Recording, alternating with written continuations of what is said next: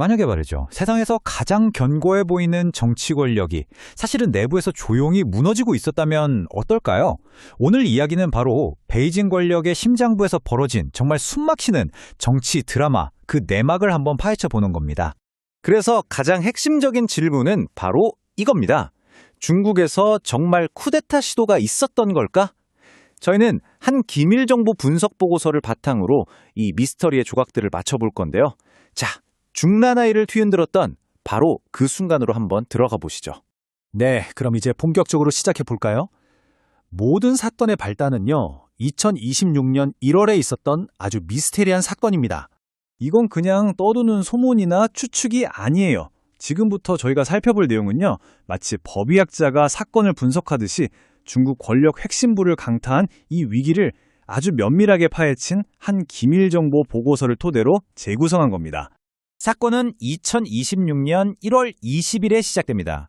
아주 중요한 최고위급 세미나가 있었는데 거기에 두 자리가 텅 비어 있었던 거죠. 근데 이 자리에 앉아야 할 사람들이 그냥 평범한 인물들이 아니었어요. 바로 군부 서열 2위인 장유샤, 그리고 그의 핵심 참모 류전리였습니다. 아시다시피 모든 게 계산된 중국 정치판에서 이런 거물급 인물 두 명이 동시에 사라졌다는 건 이건 정말 뭔가 끔찍하게 잘못되고 있다는 아주 강력한 무언의 신호였던 셈입니다. 자, 그럼 정보 분석가들은 대체 어떻게 이 단서들을 찾아냈을까요? 사실 그 운명의 회의가 있기 훨씬 전부터요, 이미 경고 신호들이 하나 둘씩 나타나고 있었습니다. 그걸 한번 같이 따라가 보시죠. 첫 번째 단서는 의외의 곳에서 나왔어요. 바로 관영 매체 보도였습니다. 어떤 폭발 사고를 보도하면서 시진핑 측근에게 전례 없는 권한이 주어졌다는 문구가 딱 실렸는데, 와, 이게 불과 몇 분 만에 아주 어설프게 삭제가 된 거예요. 분석가들은 이걸 그냥 단순한 실수로 보지 않았습니다. 권력 투쟁에 남긴 뭐라고 할까요? 혼돈의 디지털 발자국으로 본 거죠. 단서는 이런 편집 실수뿐만이 아니었어요. 언어, 그러니까 사용하는 단어 자체에서도 발견됐습니다. 한 중요 연설을 분석해 보니까요, 갑자기 시진핑 개인을 숭배하는 그런 구어들이 싹 사라지고 대신에 집단 지도부를 뜻하는 당중앙이라는 단어 사용이 확 늘어난 게 보였어요. 이건 뭘 의미할까요? 바로 시진핑의 절대 권력이 내부에서 도전을 받고 있다는 아주 강력한 신호였던 겁니다. 그리고 여기서 아주 결정적인 증거가 나옵니다. 공식 문서인데요. 장유샤 장군의 직책만 다른 정치국원 명단에서 뚝 떼어서 따로 표기한 거예요. 이게 그냥 오타일 리가 없죠.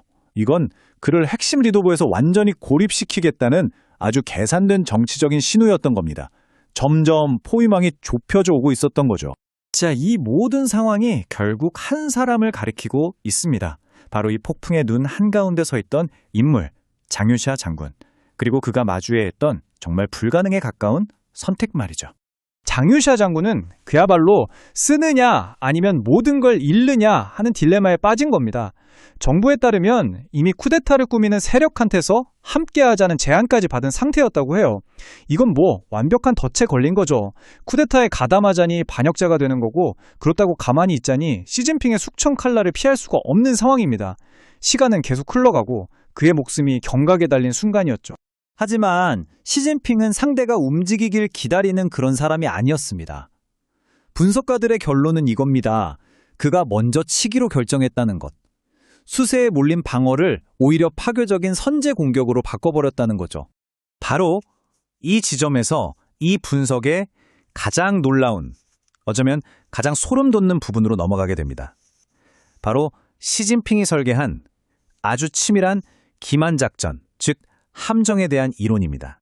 이걸 한번 상상해 보세요. 마치 체스 그랜드마스터가 두는 게임처럼 말이죠. 시진핑은 단순히 위협에 반응한 게 아니었어요. 이 이론에 따르면요, 그는 한 발 앞서 위협을 예측하고 상황을 통제하고, 그리고 단 한 번의 움직임으로 경쟁자들을 싹 제거해버릴 완벽한 함정을 설계했다는 겁니다.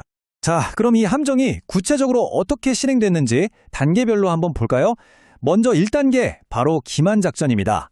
시진핑이 건강이 안 좋다는 소문을 일부러 흘려서 반대파들을 안심시키는 거죠. 아, 지금이 기회구나 하고 방심하게 만드는 겁니다.